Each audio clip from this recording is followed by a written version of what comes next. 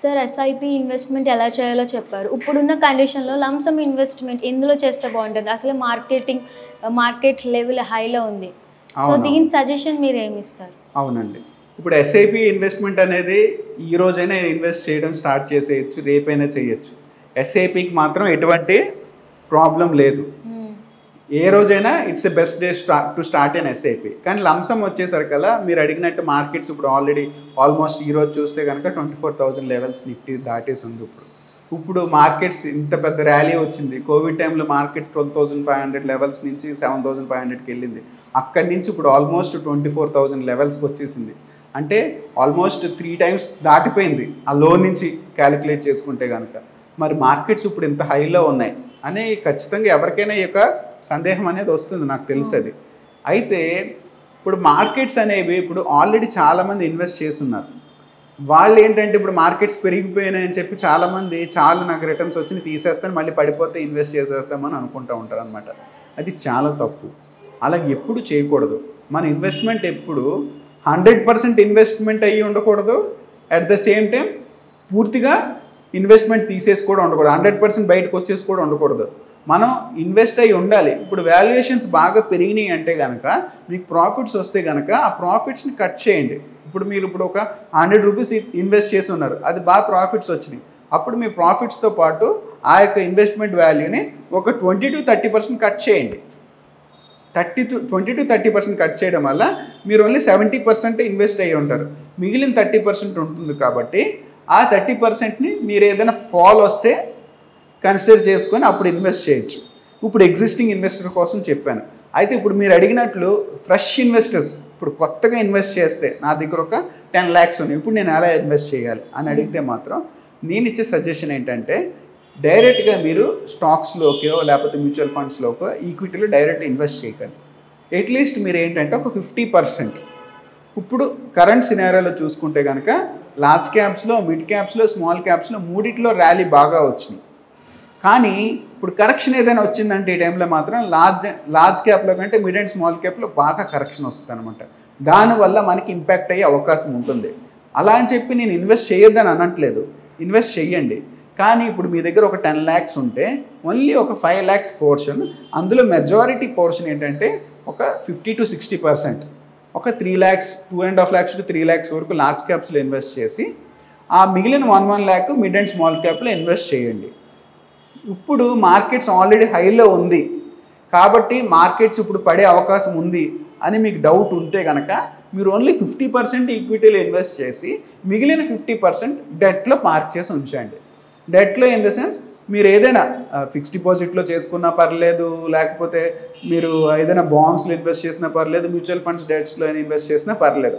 Mutual funds డెట్లో invest చేయడం వల్ల ఏమవుతుందంటే మొన్న మార్కెట్ పడింది ఎలక్షన్ రిజల్ట్ ముందు ఎగ్జిట్ పోల్ అప్పుడు ఏమైందంటే ప్రాఫిట్ బాగా పెరిగిపోయింది ఎగ్జిట్ పోల్ పాజిటివ్గా రావడం వల్ల. తర్వాత ఎగ్జిట్ పోల్ తర్వాత అసలు రిజల్ట్ వచ్చేసరికి బాగోలేదని మార్కెట్ ఒకసారి క్రాష్ అయిపోయింది. ఆ రోజు ఆల్మోస్ట్ 7% కరెక్ట్ అయింది. కానీ ఆ రోజు ఇన్వెస్ట్ చేయడానికి డెట్లో నుంచి ఈక్విటీలోకి ఇన్వెస్ట్ చేస్తే సేమ్ డే రాదు, ఆ నెక్స్ట్ డే వెళ్తుంది. ఏమైంది, ఆ రోజు పడింది, మళ్ళీ తర్వాత రోజు పెరిగిపోయింది. పెరిగిపోవడం వల్ల ఏమైందంటే ఆపర్చునిటీ మిస్ అయిపోయింది, పెరిగిన దాంట్లో ఇన్వెస్ట్ చేశారు చాలామంది కస్టమర్స్. కాబట్టి మోస్ట్లీ క్యాష్లో ఉంటే మంచిదని నా ఉద్దేశం అనమాట.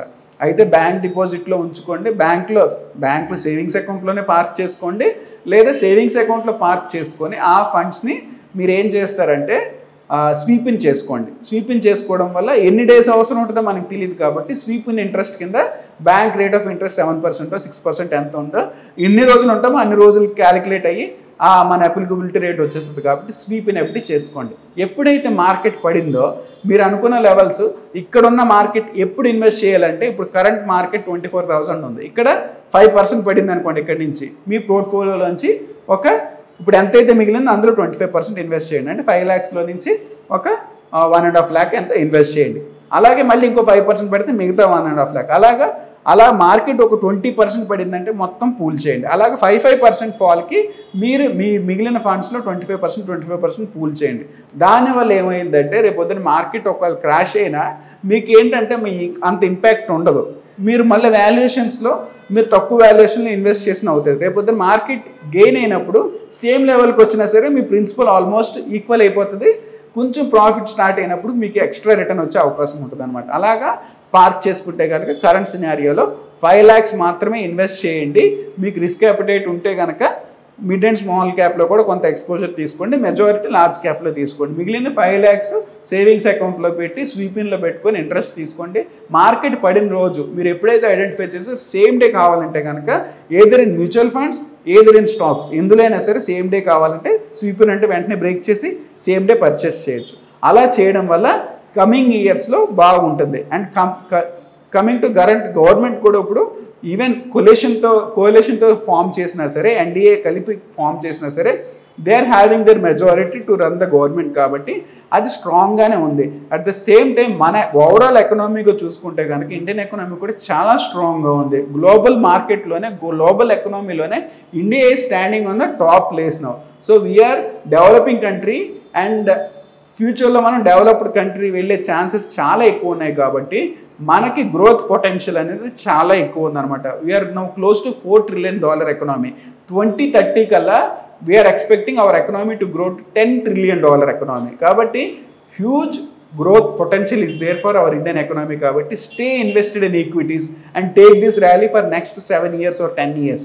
ఈ ర్యాలీని మీరు ఐడెంటిఫై చేసుకొని మీరు కంటిన్యూ చేయాలంటే ఖచ్చితంగా ఈక్విటీలో ఉండాలి. మొత్తం బయటికి తీసేస్తాను మొత్తం ఇన్వెస్ట్ చేస్తానన్నా మీరు ఎక్కడైనా లూజ్ అయ్యే అవకాశం ఉంటుంది. కాబట్టి మీరు ఏదర్ ప్రాఫిట్స్ వస్తే కనుక 30% బుక్ చేసి బయటికి రండి, ఆపర్చునిటీ కోసం చూడండి. ఫ్రెష్ ఇన్వెస్టర్స్ అయితే 50% ఇన్వెస్ట్ చేయండి నేను చెప్పిన కేటగిరీస్ ప్రకారం. మిగిలింది డెట్లో ఉండి మీకు అవకాశం వచ్చినప్పుడల్లా 5% ఫాల్ అప్పుడు మీరు ఇన్వెస్ట్ చేసుకోండి. అది నేను ఇచ్చే సలహా అండి. Thank you. నా పేరు ప్రశాంత్ తోట.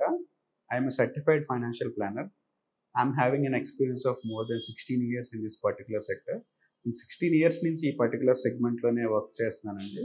I worked in various organisations. ఐసిఐసిఐలో వర్క్ చేశాను, రిలయన్స్లో వర్క్ చేశాను, అలాగే టాటా మ్యూచువల్ ఫండ్స్లో వర్క్ చేశాను అండ్ ఇన్సూరెన్స్ కంపెనీస్లో కూడా వర్క్ చేశాను. I'm having good experience in broking company also. IDBI క్యాపిటల్లో కూడా వర్క్ చేశాను. So I worked in broking, insurance and mutual fund segments లో more than 16 years experience ఉంది. At the same time I'm a certified financial planner also. 2018లో I completed my certified CFP program also. With the experience I have gained from over a period of 16 years, I can give you a proper financial planning to any of you whomsoever is required.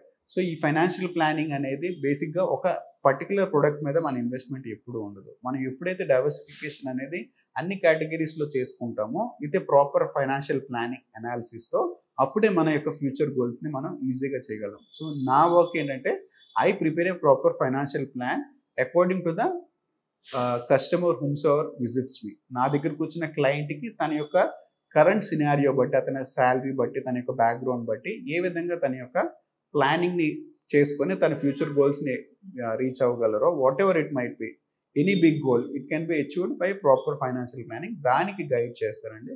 This is my profile. Thank you very much.